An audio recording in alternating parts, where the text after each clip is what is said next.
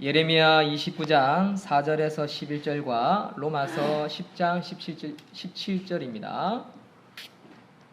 한 목소리를 읽겠습니다. 시작. 만군의 여호와 이스라엘의 하나님께서 예루살렘에서 바벨론으로 사로잡혀 가게 한 모든 포로에게 이와 같이 말씀하시니라.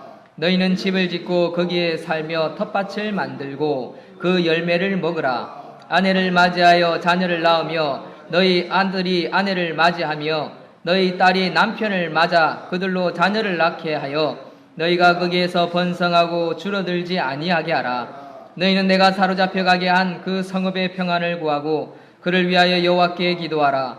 이는 그 성읍이 평안함으로 너희도 평안할 것임이라. 만군의 여호와 이스라엘의 하나님께서 이와 같이 말하노라. 너희 중에 있는 선지자들에게와 점쟁이에게 미혹되지 말며 너희가 꾼 꿈도 고지 듣고 믿지 말라. 내가 그들을 보내지 아니하였어도 그들이 내 이름으로 거짓을 예언함이라. 여호와의 말씀이니라. 여호와께서 이와 같이 말씀하시니라.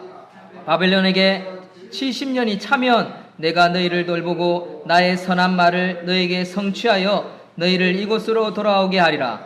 여호와의 말씀이니라. 너희를 향한 나의 생각을 내가 아나니 평안이요 재앙이 아니니라. 너희에게 미래와 희망을 주는 것이니라. 로마서 10장 17절입니다. 그러므로 시작. 그러므로 믿음은 들음에서 나며 들음은 그리스도의 말씀으로 말미암았느니라. 아멘. 네, 오늘 우리 반주기가 들어와서 찬양 부르는데 좀 편하셨죠? 저도 2년 동안 우리 보경이가 있을 때는 참 편했는데 늘 드는 생각이 찬양 인도자가 좀 있었으면 좋겠다. 혼자서 사회하고 또 찬양 부르고 또 찬양 인도자가 찬양을 부르다 멈추면 그 회중들도 같이 멈추더라고요. 그래서 아주 뭐 썰렁한 분위기로 연출되어지는데 아마 이제 작은 교회, 개척교회의 영적으로 어려운 부분이 그런 부분이 아닌가 그런 생각을 늘 했습니다. 그러면서 어떤 모교회는 반주기를 가지고 쓰는 교회가 있습니다. 그런 교회를 보지만 반주기가 제가 아주 마음에 안 듭니다. 왜냐하면요, 반주기는요, 박자도 자기 멋대로고요, 맞추는 것도 힘들고, 또 음질도 너무 떨어지고, 그리고 가사가 안 보이면 놓쳐요.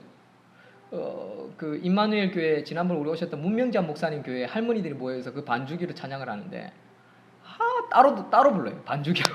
얼마나 힘든지. 거기다가 음질이라도 좋으면 막 크게라도 불러서 하고 싶은데 음질이 안 좋으니까 막 부르고 싶은 마음이 사라지더라고요.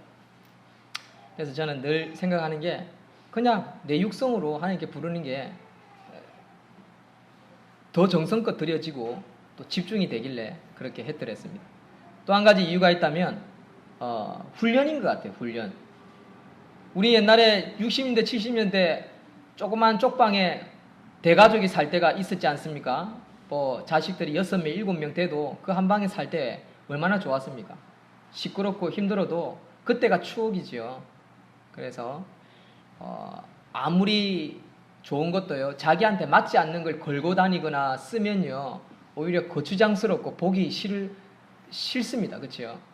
그래서 저는 우리 교회 형편에 맞는 것이 뭔가라는 걸 생각을 하고 반주자가 와도 바로 세우지 않았습니다. 그 이유는 훈련이고 준비가 되어지는 것이 중요하고 또 없으면 없는 대로 그것을 체험하는 것이 중요하기 때문에 굳이 하지 않았습니다. 그래서 그 스마트폰으로 쓰는 이 반주기를 써보니까 한 몇 달 전부터 들어보니까 너무 좋더라고요. 이거 써야겠다 하고 타이밍을 잡고 있었는데 이제 이것도 쓰고 또 오후에 찬양할 때도 우리가 평소 때 부르지 못했던 새 찬양도 mp3로 같이 들으면서 제가 기타 치는 것이 아니라 힘들어요. 진짜 기타 치고 사회하고 설교하고 기도하고 하면요 진짜 설교 중간쯤 되면 막 진이 쫙 빠질 때가 있습니다. 뭐 성령의 능력으로 모든 것을 감당했지만 어쨌든 탈진을 느낄 때가 조금씩 있었습니다. 그래서 고민을 했었는데 오늘 이렇게 하니까 제가 너무 편하네. 설교를 시작하는데 아주 여유가 있고 마음의 여유도 생기고 우리 찬양 부르시는 성도님들의 찬양 소리를 들어봐도 여유가 있습니다. 그래서 하나님이 이렇게도 은혜를 주시는구나 그것을 느끼게 되는데 기억합시다. 없는 시절, 없던 시절, 힘들고 어렵던 시절 잊지 말고 기억하고 기록해두고 또 간증하고 남겨둬서 자랑거리가 될 수 있었으면 좋겠습니다. 그게 스토리죠, 스토리. 스토리의 삶이라는 건 다른 것이 아닙니다. 그런 삶을 나누고 들려줄 수 있는 저와 여러분들이 되었으면 좋겠습니다. 자, 오늘 우리 설교 제목 한번 읽겠습니다. 시작. 상황과 싸우지 말고 죄와 싸워라. 한 번 더 읽겠습니다. 시작. 상황과 싸우지 말고 죄와 싸워라. 이번 새벽 설교였습니다. 이번 주 있었던 지난주죠. 지난주 특별 새벽기도에 있었던 목요일인가 있었던 말씀인데 이 말씀이 저에게는 참 크게 와닿았습니다. 여러분들은 어땠는지 잘 모르겠지만 또 듣지 못한 성도님들도 있을 거고 또 특별히 우리 다다음 주에 10월 11일 11일 있을 1차 국내 성지순례를 준비하는 가운데 이 말씀을 가지고 우리가 좀 더 나누었으면 좋겠다라는 생각이 들어서 이 본문과 이 제목을 그대로 가지고 왔습니다. 상황과 싸우지 말고 죄와 싸워라. 우리가 지금 국내 선교를 가려고 합니다. 뭐 한국에 무슨 성지가 있느냐라고 할 수 있겠지만 한국에 한 170여 곳, 160여 곳 이상의 성지가 있습니다. 이 성지라는 것은 기독교인들이 사역했던 곳입니다. 특히 개신교, 천주교를 제외한 160여 곳이 이상이 있는데 여기에는 우리가 가야 할 1차적인 곳은 평양에 다 있어요. 평양에 있고 또 서울에 거의 대부분 있습니다. 경기도 지역에. 그런데 광주, 전라도 쪽에 있고요. 또 여수 쪽, 우리가 이번에 갈 여수도 있고요. 부산에도 있습니다. 그 이유를 제가 지금부터 설교를 하면 알게 되실 겁니다. 그래서 이번 주와 다음 주는요, 특별 설교라 해서 성지순례와 관련해서 선교지를 왜 우리가 탐방을 하고 그들의 역사를 들어야 되고 우리가 보아야 되고 알아야 하는지 거기에 대한 목적의식이 생기면 우리가 이걸 가서 차를 먼 거리를 가고 먹고 또 교제하고 또 차 타고 다니면서 우리가 사진을 찍고 웃고 이야기를 하고 또 찬양을 들으면서 하나님의 뜻을 발견할 수 있으라 그런 생각이 들었습니다. 그래서 여기에 초점을 두고 하나님 말씀을 증거하려고 합니다. 160여 곳 중에서 1박 2일 코스로 가기에 딱 좋은 코스가 하나 있습니다. 그것은 뭐냐면 서울 경기도 지역인데 한국 기독교 순교자 기념관을 중심으로 해서 이 한국 기독교 순교자 기념관은 뭐 하는 곳이냐면 순교자들의 순교 정신을 담아서 기념관을 교회 성도들의 헌금을 모아서 세운 겁니다. 세운 곳입니다. 그러니까 100주년 기념사업회가 세운 그런 곳입니다. 뿐만 아니라 한국 기독교 박물관이 있습니다. 또한 한국 최초의 교회라고 할 수 있는 소래교회가 있습니다. 이 소래교회는 이 남한 땅이 없습니다. 황해도 장현에 있는 최초의 교회입니다. 그러니까 통일이 되어야 갈 수 있는 거지요. 그런데 이것을 남한에 만든 곳이 있습니다. 재현한 곳이 있습니다. 총회신학대학교. 그러니까 총신이죠, 총신. 이 총신에서 만든 학교 안에 소래교회를 복원을 시켜놨습니다.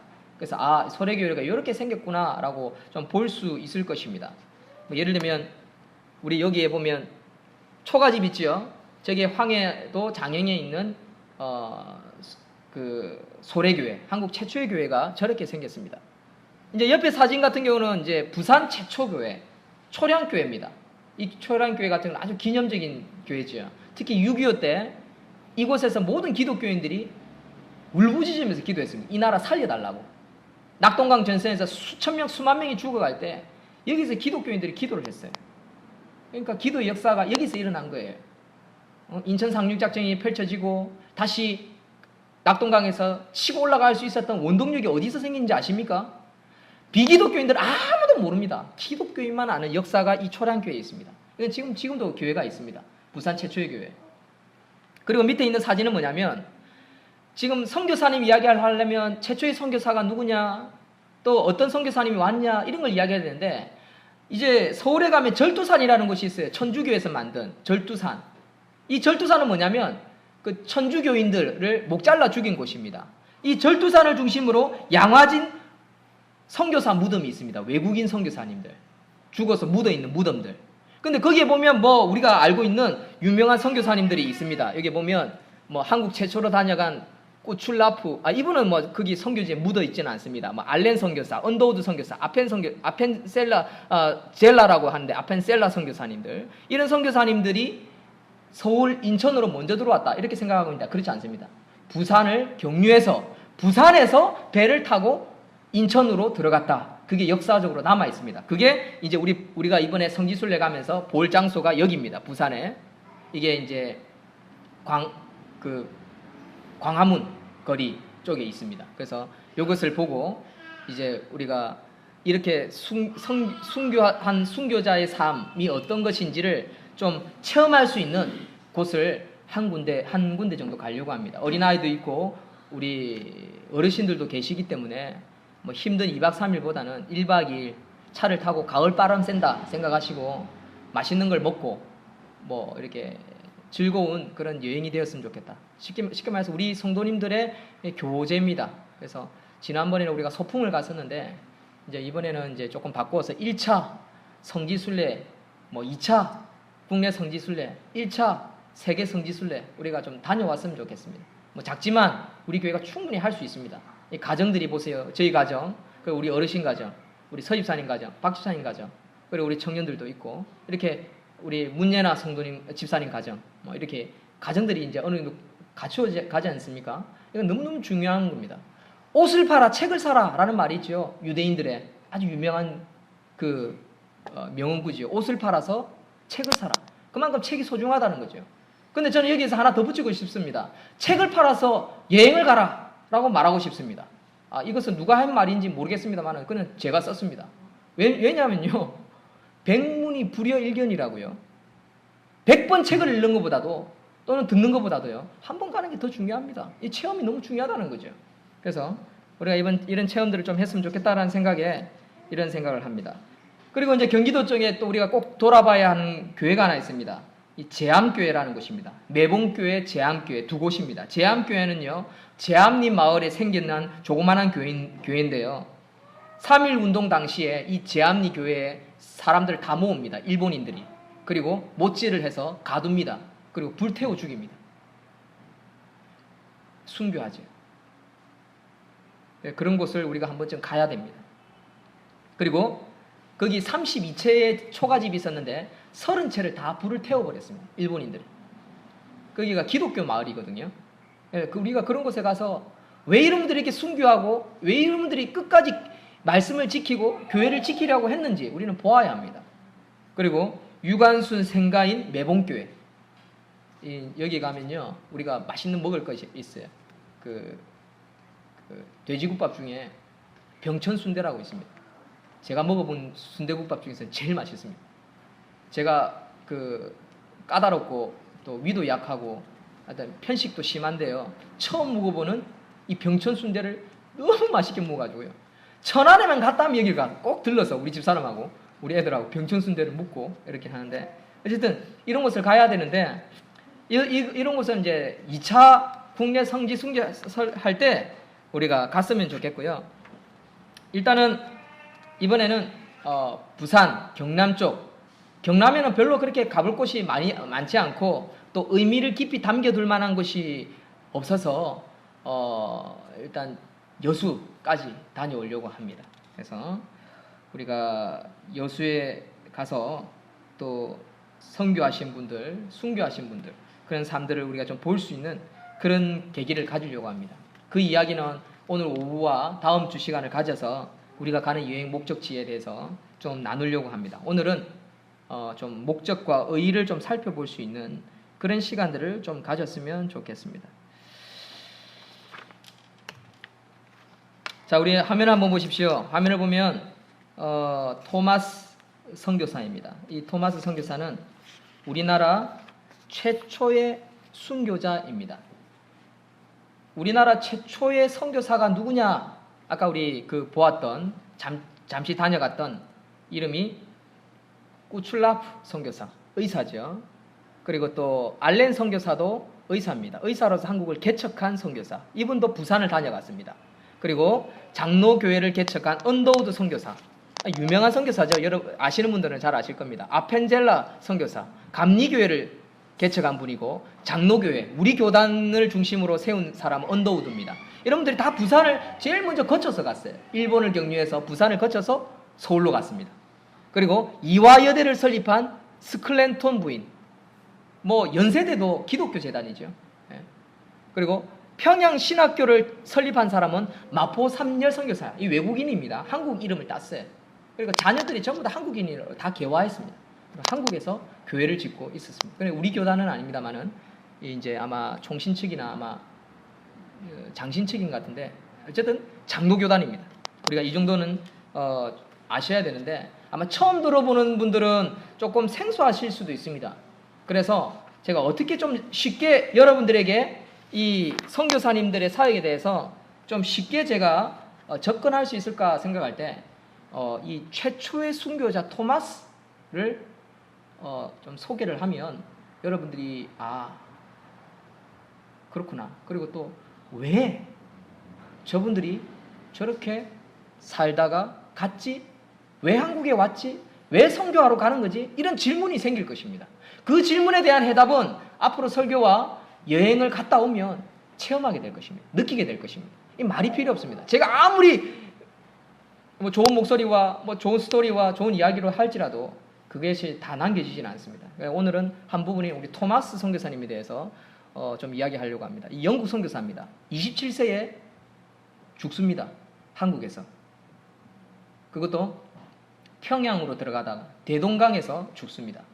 왜 죽게 될까요? 이 아내 고프리와 함께 제일 먼저 아시아를 향해서 기도하고 중국 땅으로 갑니다. 그런데 이 고프리 선교 여자 아내가 아이를 뵀는데 더위와 질병으로 인해서 중국에서 죽습니다. 그래서 이 토마스 선교사는 젊은 나이에 호라비가 되죠. 그리고 선교하는 일을 잠시 멈추고 통역을 하기 시작합니다. 교회를 섬기지 않습니다. 그런데 통역을 하다 보니까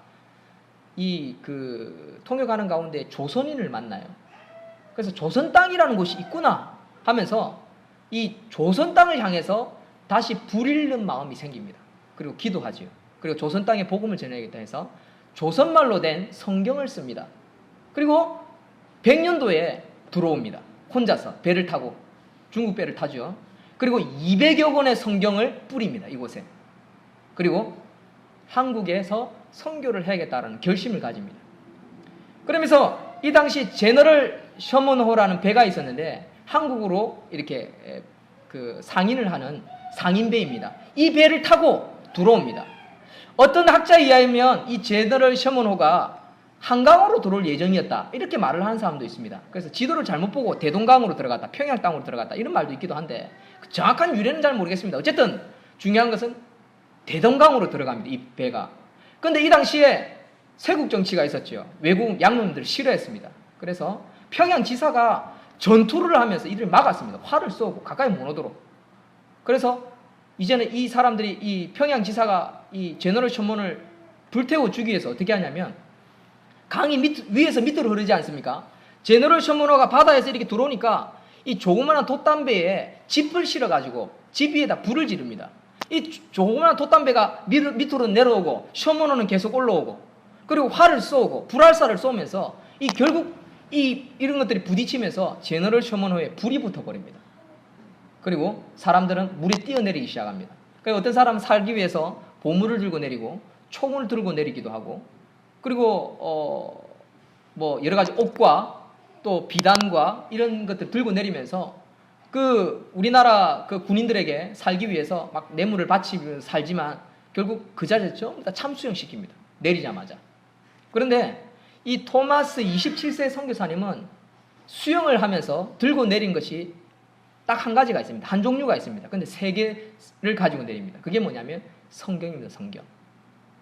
근데 이 토마스 선교사가 사람들이 다 죽어갈 때 다른 사람은 help me, 살려달라, 죽이지 말라, 조선말로부터 시작해서 우리는 당신들에게 좋은 것을 가져갔다, 모든 것을 다 주겠다, 살려만 달라 라고 외치는데 토마스 선교사는 무릎을 꿇으라 할 때 무릎을 꿇고 야수만 이야기합니다. 근데 이 참수형을 시켰던 사람이 2사람이 있는데 이 토마스 선교사님을 참수형을 시킨 사람이 2사람이 있는데 그 2사람의 이름이 박영식과 박충건이라는 사람입니다. 사람이 그 토마스 선교사를 목을 베는 참수용을 시키는 사람인데, 이 토마스가 죽어가면서 다른 사람들은 다 다르게 이 사람은 야수, 성경 이야기만 하다가 목베임을 당합니다. 그 중에 박영식이라는 사람이 이 토마스의 죽어가는 그 눈빛과 했던 야수라는 말이 밤마다 이게 잊어지지 않는 거예요. 막 꿈속에서도 막 나타나는 거예요. 근데 이 토마스가 죽어가면서 이 박영식에게 준 것이 있는데, 무슨 말을 했는지 이 영어로 이야기하니까 무슨 말인지 못 알아듣는데 이 성경을 받아달라는 거예요. 그래서 성경을 하나 가집니다. 근데 이 성경을 딱 보니까 종이가 너무 좋은 거예요. 종이가. 그리고 그 성경을 벽지를 바릅니다. 집에다가 도배를 하기 시작합니다. 이게 뭐냐면 박영식이의 집입니다. 박영식의 집. 그런데 여러분들 그런 거 체험해 보셨습니까?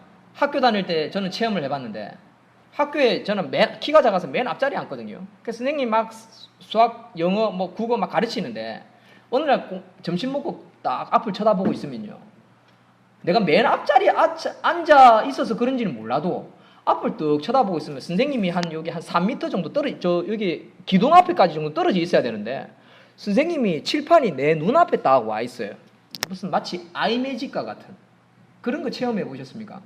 그런 것처럼 박영식이가 집에다가 도배를 쫙 했는데, 성경 말씀이 벽에 붙어 있는 성경 말씀이 눈앞에 와서 이렇게 뚝 읽는 것처럼 이렇게 성경 말씀이 뚝 보이는 거예요. 주 예수 그리스도를 믿어라. 그리하면 너와 내 집이 구원을 얻으리라. 성경 말씀이 자꾸만 들리는 거예요. 왜? 온 집안이 그 좋은 성경 종이로, 중국에서 비싼 돈을 줘야 구할 수 있는 종이로 도배를 해놓으니까 성경 말씀이 자꾸만 눈에 보이는 거예요. 그래서 박영식이가 예수를 믿어버립니다. 이게 토마스 선교사님의 첫 열매였습니다. 그리고 박충권이라는 사람도 있었는데, 이 박충권이라는 사람도 60이 되어서 이 박영식이가 세운 교회, 이 집이 평양의 최초의 교회인 널다리골 교회가 됩니다. 널다리 교회가 평양 교회가 되어버리고 1907년에 평양 대부흥의 중심지가 되어버립니다. 여러분 이거 한번 보십시오. 27살의 젊은 사람이 그냥 죽어가면서 던진 복음, 읽어주지도 않았고 설교를 한 것도 아닙니다. 그가 외친 것은 예수밖에 외치지 않았습니다. 그런데 이 복음이 평양 땅에 들어갔고 심어졌고 교회가 세워졌고 대부흥이 일어났다는 거죠. 그 복음이 오늘날 여러분들이 제가 접하고 있는 교회가 되어버렸다는 겁니다. 뿐만 아닙니다. 세 권이요, 박영식에게 가고요, 박충권에게 가고요, 12살 아이에게 전달되어집니다. 그 12살 아이의 이름이 뭐냐면 최치량이라는 아이입니다. 이 최치량 아이가 이 성경책이 너무 좋으니까 자기가 가져가는 거예요. 그리고 성경을 읽고, 원래 이 최치량이가 종업원이었어요. 그 박영식의 집에서, 이 박영식의 집이 어떤 집이었냐면요, 주막이었어요. 주막. 너무 좋은 도매지로 성경이 막 적혀 있는 걸로 있으니까 소문이 나버리는 거예요. 동네에, 평양에.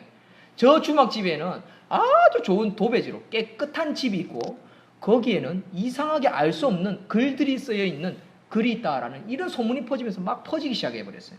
근데 여기에서 최채량이가 일을 하고 여기에서 말씀을 받습니다. 그런데 여기에 어떤 선교사님이 다녀가는데, 마페 선교사님이라는 분이 다녀갑니다. 깜짝 놀라는 거예요. 도대체 이 성경을 누가 썼으며 어떻게 해서 전달되어지는가? 알고 보니까 이 토마스 선교사인 거예요. 그래서 이 기록이 남게 됩니다. 여러분, 기독교는요, 이런 분들에 의해서 먼저 우리나라에 들어오진 않았습니다. 기독교는 이미 그 이전부터 들어왔습니다. 삼국시대부터 들어왔습니다. 증거가 하나 있습니다. 삼국지 신라 불국사에 가면요, 그 십자가가 있습니다. 십자가 도형들이 여러 곳에서 나옵니다. 그림이나 어떤 그 벽에 보면 돌에 십자가 모양이 나옵니다. 그게 무슨 뜻이냐 합니까? 복음이 이미 중국 땅을 통해서 들어왔다라는 거죠. 근데 안 받아들인 거죠. 그리고 천주교인은요, 1800년 때부터 1700년 때부터죠. 천주교인들이 우리나라에 들어와 있었습니다. 근데 왜 복음화가 안 된 줄 아세요? 말씀을 읽지 않은 거예요. 수많은 천주교인들이 있었지만 그들이 목배임을 당하였지만 그들이 왜 죽는지도 몰랐어요. 그냥 우리나라에서는 세국정책, 양놈의 책은 읽어서는 안 된다. 저거 귀신책이다. 마귀책이다. 조상을 못 섬기게 한다고 해서 천주교인들을 무조건 잡아 죽였어요. 그래서 죄송한 말씀입니다만은 천주교인들은요 성경을 몰랐어요. 거기에 관심이 없었어요. 뭐에 관심이 있었는지 아세요? 종교에만 관심이 있어요. 종교심. 사랑하는 성도 여러분, 이것은 무엇을 가르쳐주는지 압니까? 우리에게 말씀을 듣지 않고 읽지 않고 보지 않고 체험하지 않으면요 우리가 자라지 않는다라는 거예요. 종교인이 된다는 거예요. 불교인과 똑같이 돼요. 이번에 추석 때 여러분들 사진 보셨습니까? 어떤 미국의 어떤 천주교인데요 제사를 드려요. 그걸 자랑스럽게 사진을 찍어놨어요. 정교인 제사 이래가지고 교회 본당에다가 향 피우고 뭐 오곡백과 얹어놓고요 그걸 천주교가 미사를 드린다고 드리고 있어요. 여러분 그거 하나님 받으시는 겁니까? 아닙니다. 우상입니다. 우상. 성경에 기록되어 있는 겁니다. 천주교인들이 그만큼 무지해요. 귀신을 부르고 있다고요. 명목은 좋습니다. 조상을 섬기는 거. 아 좋죠. 조상은 반드시 기억하고 우리가 사랑하고 그분들의 업적을 기려야 되는 건 당연한 겁니다. 그러나 하나님은 우상을 섬기지 말라고 말하고 있습니다. 예배는요 하나님 받으시는 것이 사람이 받는 게 아닙니다. 죽은 사람이 받는 게 아닙니다. 여러분 이건 중요한 부분입니다. 뭐 이야기하다 조금 샜는데 어쨌든 성경을 알아야 한다는 겁니다. 지식이 구원에 대한 갈망을 일으키는 것입니다. 다 따라합니다. 지식이 구원에 대한 갈망을 일으킵니다. 그래서 로마서 10장 17절에 우리 다 같이 읽겠습니다. 시작. 그러므로 믿음은 들음에서 나며 들음은 그리스도의 말씀으로 말미암았느니라. 로마서 10장 17절. 뭐라고요? 믿음은 어디서 생긴다고요? 듣는 데서. 들음은 어디서 온다고요? 하나님의 말씀에서. 말씀을 읽어야지요. 읽어야 전하고 전해야 듣지 않겠습니까? 우리가 무식하면 안 된다는 겁니다. 두 번째, 선교사님들이요. 어떻게 해서 이런 선교 사역들을 감당할 수 있었을까요? 그것은 바로 상황에 매이지 않았다는 사실입니다. 토마스 선교사님 상황이 열악했습니다. 아내가 없었고요. 혼자밖에 되지 않았습니다. 젊은 나이입니다. 사실 그런 상황이면요. 어떻게 해야 됩니까? 영국으로 돌아가야죠. 고향으로 돌아가야죠. 저는 우리 때가 되면요. 우리 토마스 선교사님이 영국 교회, 그 부모님이 생겼던, 그 부모님이 세웠던 교회도요. 우리 교회처럼 아주 조그마한 교회입니다. 아주 작은 교회인데 그 교회에서 토마스를 선교해요. 아버지가 목사님인데 목사님이 파송인 거예요. 아들을 중국 땅으로. 그 교회가 아직도 있어요. 우리가 그런 데를 한번 좀 탐방을 해봐야 됩니다. 뭐 배낭여행이다 해서 뭐 경치 좋은 데만 다닐 것이 아니라 우리가 가면은 이런 데를 보고 느끼고 체험하고 와야 돼요. 그래야 우리가 잘하죠. 이 토마스 선교사는 어떻게 했다고요? 상황에 매이지 않았다는 겁니다. 그는 상인들이 버리고 간 금이나 보화를 들고 나가야 살 수 있는 기회가 있었을 거라고 생각을 할 수 있어야 되는 겁니다. 죽어가는 가운데서도 그런 상황에서 상황을 벗어나려고 하는 것이 아니라 죄도 모르고 천국도 모르고 죽어가는 그런 사람들을 향해서 어떻게 하면 말씀을 전할 것인가, 거기에 초점이 있었다라는 것입니다. 그가 상황에 매이지 않고 죄에 대해서, 복음에 대해서 가르치고자 그는 열심히 최선을 다해서 성경 세 권을 들고 내렸다라는 사실. 그 역사가, 그 일이 결국 1907년 평양 대부흥의 초석으로 만들었다라는 사실입니다. 사랑하는 성도 여러분, 우리는 살아가면서 상황에 매이지 않고 이겨내는 저와 여러분들이 되시기를 주의 이름으로 축원드립니다. 상황에 매여서는 안 됩니다. 상황에 끌려다니면 안 됩니다. 우리는요, 대부분요, 상황에, 우리가 처해져 있는 상황에 집착합니다. 왜 이렇지? 문제가 뭐지? 여러분, 오늘 본문을 한번 보십시오. 예레미야 29장이 어떤 내용이냐면요, 오늘 예레미야가 바벨론의 포로로 끌려가 있는 포로들에게 보낸 편지 내용이 오늘 29장, 예레미야 29장입니다. 이 이스라엘 백성들은 지금 이 당시 어떤 상황에 있냐면요, 솔로몬 이후에 우리나라처럼 남과 북으로 나눠집니다. 하나님의 징계입니다. 근데 북이스라엘은요, 왕들과 모든 백성들이 하나님을 안 섬깁니다. 전부 다 우상을 섬깁니다.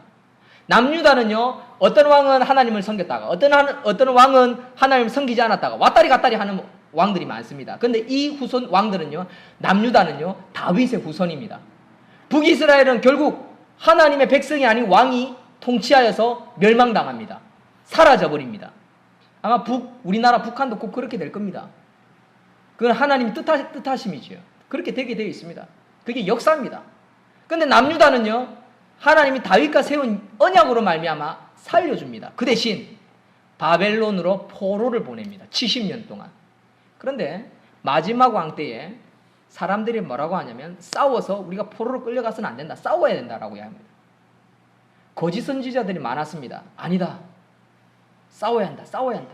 우리 예루살렘 살려야 한다. 우리 남유다 살려야 한다. 우리 이스라엘 유대인들이 살아남아야 한다 하면서 전쟁을 하자, 싸우자라고 하는 거짓 선지자들이 있었고요. 참 선지자인 예레미야는요, 회개하라, 돌이켜야 된다, 우리가 포로로 끌려간다, 인정하라. 그런데 사람들은 아무도 예레미야의 말을 듣지 않았습니다. 그리고 결국에는 포로로 끌려가 버렸어요. 포로로 끌려간 그들에게 쓴 성경이 오늘 말씀이에요. 왜냐하면 그들은 돌아오려고 합니다. 돌아가자. 우리나라로 돌아가자. 탈출하자. 이 바벨론에서 살 수 없다. 돌아가자. 이랬을 때 예레미야는 하나님의 말씀을 듣고 전합니다. 하나님 말씀하셨습니다. 여러분들 상황을 받아들이고 평안하라고 말씀하셨습니다. 5절 6절 다 같이 있습니다. 성경 5절 6절. 여러분들 성경을 읽으십시오. 5절 6절. 너희는 시작. 너희는 집을 짓고 거기서 살며 텃밭을 만들고 그 열매를 먹으라. 아내를 맞이하여 자녀를 낳으며 너희 아들이 아내를 맞이하여 하며 너희 딸이 남편을 맞아 그들로 자녀를 낳게 하여 너희가 거기에서 번성하고 줄어들지 아니하게 하라. 이게 하나님의 명령이었어요. 근데 그 명령을 또 거스릅니다. 이게 완전 청개구리예요. 청개구리. 이스라엘 백성들이. 하나님의 백성이요, 이렇게 살면요 계속 고달파요. 청개구리가 되면.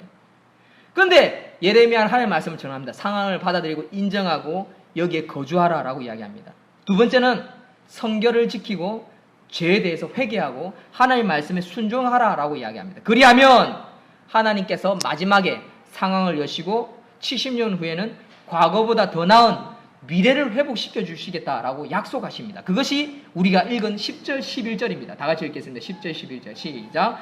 여호와께서 이와 같이 말씀하시니라. 바벨론에서 70년을 차면 내가 너희를 돌보고 나의 선한 말을 너희에게 성취하여 너희를 이곳으로 돌아오게 하리라. 여호와의 말씀이니라. 너희를 향한 나의 생각을 내가 아나니 평안이요 재앙이 아니니라. 너희에게 미래와 희망을 주는 것이니라 라고 말씀하셨어요. 그래서 이 설교를 했어요. 예레미야가. 그런데 이 사람들은 상황을 바꾸는데 집착하기 시작했습니다. 마치 우리하고 똑같이. 우리는요, 말씀에 순종하고 죄와 싸우려고 하기보다는 상황을 어떻게 하면 바꿀까, 뒤집어 엎을까, 거기에 귀 기울이려고 하고 조언을 들으려고 하고 사람을 찾으려고 하고 그 상황을 뒤집어 보려고 소문을 퍼뜨리고 또는 사기를 치기도 하고 물질을 투자하기도 하고 뭐 금권으로 사람을 사기도 하고 별의별 짓을 다 하지요. 뭡니까? 상황을 뒤집어 엎으려고 하는 거예요. 상황을 뒤집어 엎으려고. 여러분, 이번에 중대한 사건이 두 가지 있었죠. 그 차남이 자기 엄마와 자기 형을 죽였습니다. 그리고 경찰에 신고했습니다. 실종 신고를 냈습니다. 한 달이 지나도 이 사람, 그 엄마와 장남이 어디 있는지 알 수가 없는 거예요. 근데 경찰이 아무리 생각해도 이 차남이 수상한 거예요. 근데 뭐 시체가 나와야 뭐 고소를 하고 고발을 할 건데 시체가 안 나오는 거예요. 이 차남이요, 자기의 어떤 모든 증거물을 숨기기 위해서 일단 실종 신고 내고 자기 부모 형제를 칼로 잘라가지고 야산에 버려버렸어요. 근데 그 와이프가 말하기 전까지는 경찰이 어떤 단서도 찾을 수가 없었어요. 그 이제 이 와이프가 자기가 뭐 수면제를 먹고 어떤 울진과 강화도를 다녀왔다, 이걸 이야기하니까 이제 찾기 시작한 거예요. 그래서 엄마의 시체가 발견된 거예요. 근데 재미난 것은 이 사건과요, 또 한 가지 사건이 있죠. 고등학교 3학년 여학생이 육교에서 칼에 맞아 죽었어요. 묻지마 사건입니다.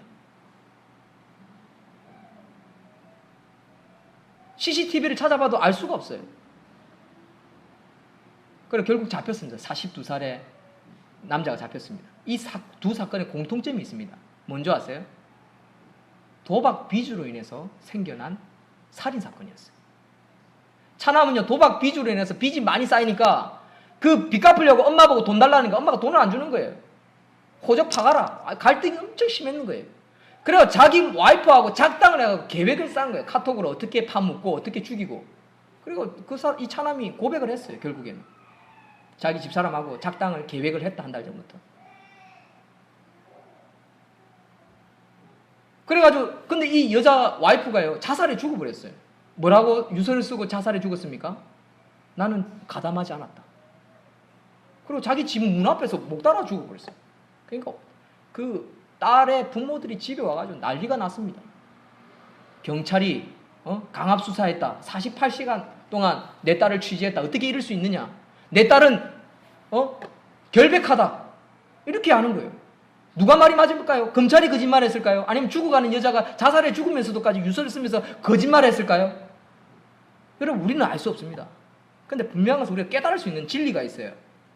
검찰이나 이 여자나 와이프나 상황을 바꾸는데 애를 쓰고 있다는 거예요. 자신들이 저질렀던 죄, 강압 수사했던 거 인정 안 하죠. 그렇죠? 여자는 자기가 공모했다는 것에 대해 인정 안 합니다. 죄에 대해서는 하나도 인정하지 않습니다. 이게 인간이라고요. 가정도 마찬가지입니다. 우리 가정, 우리 교회, 우리 직장 보십시오. 뭔가 일을 하다 보면요, 자기 실수, 자기가 부족한 거 인정하고 고백하고 고쳐가고 해결해 나가려고 해야 되는데 그냥 그거는 덮고요, 말 안 하고요, 숨기고요, 그리고 다른 사람의 죄를 드치우는데 급급하고요, 자기의 상황을 없는 데만 관심이 있습니다. 사랑하는 성도 여러분, 오늘 우리에게 하나님께서 우리에게 뭐라고 말씀하시는지 아십니까? 상황과 싸우지 말고 죄와 싸우라고 말씀하십니다. 그런데 우리는 거기에 관심이 없다라는 거예요. 사랑하는 성도 여러분, 기독교인이 사는 요령은요, 딱 한 가지밖에 없습니다. 상황과 싸울 집착해서 바꾸려고 뒤집으려고 하면요, 마음에 뭐가 생깁니까? 짐만 생깁니다. 부담감만 생깁니다. 계속해서 거짓말해야 됩니다. 정치인들 보십시오. 자기들의 상황을 유리하기 위해서 끊임없이 소문을 퍼뜨리고 광고화하고 그리고 유리하게 만들기 위해서 촛불 시위를 하고 여러 가지 상황들을 만듭니다. 저 뭡니까? 국정원 같은 것도 보십시오. 대통령 선거할 때 그 다 뭡니까? 상황을 뒤엎기 위해서 거짓말한 거예요. 숨기는 거예요. 자신들의 죄는 없다. 끝까지 숨기는 데 관심만 있습니다. 여러분은 그렇게 되면요, 결국에는요, 망하는 거예요. 망하는 거예요. 여러분, 성공하는 방법은요, 죄에 대해서 우리가 인정하고 죄와 싸우려고 해야 되지, 상황을 어떻게 뒤집으려고 하면요, 결국에는요, 하나님의 두드려 맞는 것입니다. 망하는 것입니다.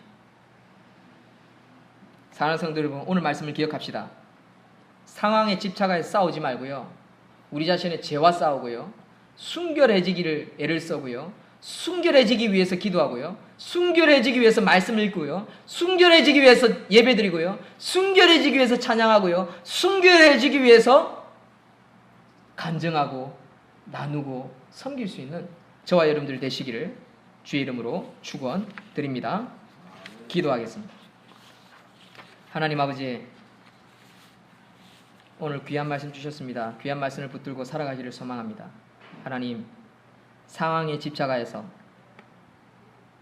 상황을 이겨내려고 싸우려고 하는 것이 아니라 때로는 너희는 그곳에서 집을 짓고 거기서 살며 텃밭을 만들고 그 열매를 먹으라고 말씀하신 것처럼 때로는 포로 귀양살이입니까? 때로는 힘들고 어렵습니까? 하나님, 기억하기를 소망합니다. 우리 선조 중에 허주는 귀양을 가서도 그곳에서 의사로서 자신의 역할들을 다 했던 것을 봅니다.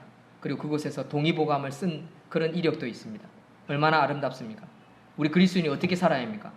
그곳에서 집을 짓고 거기에 살며 텃밭을 만들고 거기에 열매를 먹고 거기에 아내를 맞이하여 자녀를 낳으며 너희의 아들이 아내를 맞이하여 그 딸이 남편을 맞아 자녀를 낳고 거기서 번성하고 말씀을 지켜라고 말씀하신 것처럼 순종하여 우리의 가정과 직장과 산업을 일으켜 나가는 아름다운 성도님들 다 되기를 소망합니다. 참 착한 성도님들 되게 하여 주시옵소서. 순종하여 하나님의 말씀으로 결국에 모든 것이 해결되어지는 역사가 저들 삶 가운데 있게 하여 주시옵소서. 여호와의 말씀이니라. 너희를 향한 나의 생각을 내가 아나니 평안이요 재앙이 아니니라. 너희에게 미래와 희망을 주는 것이라. 미래와 희망을 얻는 우리 모든 성도님들 다 되게 역사하여 주시옵소서. 감사를 드렸고 이 모든 것 예수님 이름으로 기도드립니다. 아멘.